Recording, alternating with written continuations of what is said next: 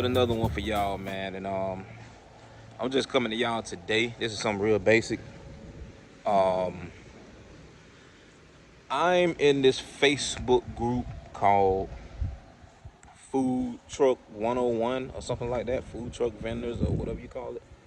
And there was a question in there about not necessarily a question. Let me rephrase that. But it was a person in there saying that their son wanted to start a food truck, and they wanted to, venture off into stuff like that. And my question to them was like, do your son have any experience in selling food, period, like vendoring? Because this stuff ain't easy. One thing about this food truck business, food tent business, food trailer business, vendor business, whatever you want to call it, you got to be dedicated to this. If you don't like it, don't start it. I'm in Port St. Lucie, Florida. It's like 105 degrees. You know what I'm saying? So imagine being out on your truck with fires and stuff, and now you at 120 degrees. You know what I'm saying? So there's something that you got to be dedicated to. Don't even waste your time. Don't even get out there, you know what I'm saying, trying to start this business, because I'm telling you, you're going to do it one or two times and you're going to stop. The main thing about this food truck thing is being consistent. If you ain't going to be consistent, don't jump out there. Don't do it.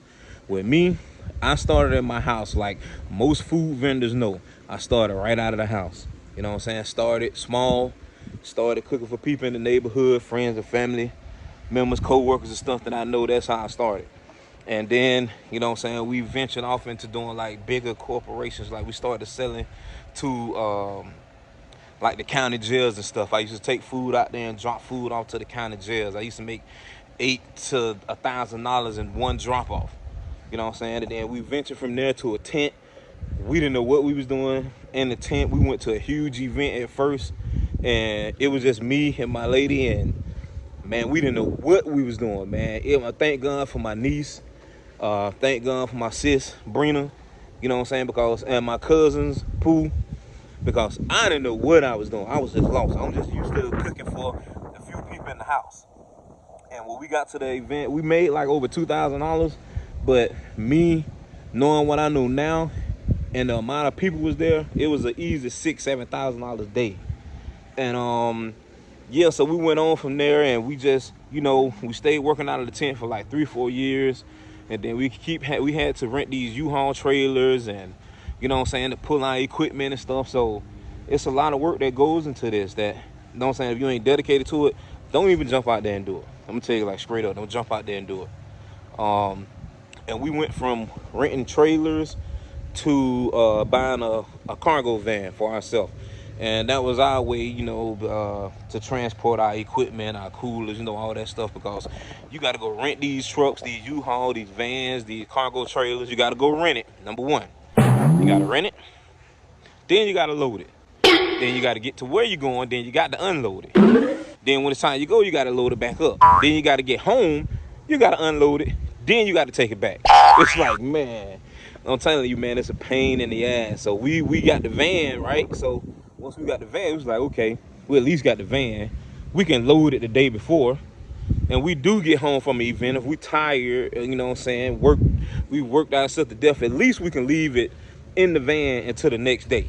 Just take all the food out, leave all the equipment, whatever. And we started to store the equipment in there, so we didn't have to like take it in, take it out, take it in, take it out, until, you know what I'm saying, we finally worked ourselves to the food truck. And that's what you guys see now. And even that is a lot. Loading that trunk up, man, it takes a lot, man. So this is nothing that happens like overnight. It's gonna take a long time. But I just wanted to come to y'all to tell y'all, look, if you ain't dedicated, if you don't plan on being consistent, don't jump out there. Don't even go out there. It's something that you got to be doing every weekend. Like these events pop up, man, we start prepping like on a Tuesday for a Friday or a Saturday.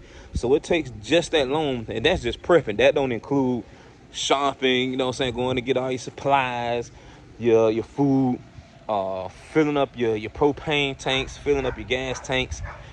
They don't include none of that. So if you don't plan on being consistent, don't jump out there. Don't do it. It's a lot of work. Whole lot of work. So I just wanted to come to y'all, man, real quick, talk to y'all for a second, and we'll catch y'all on the next one. Peace.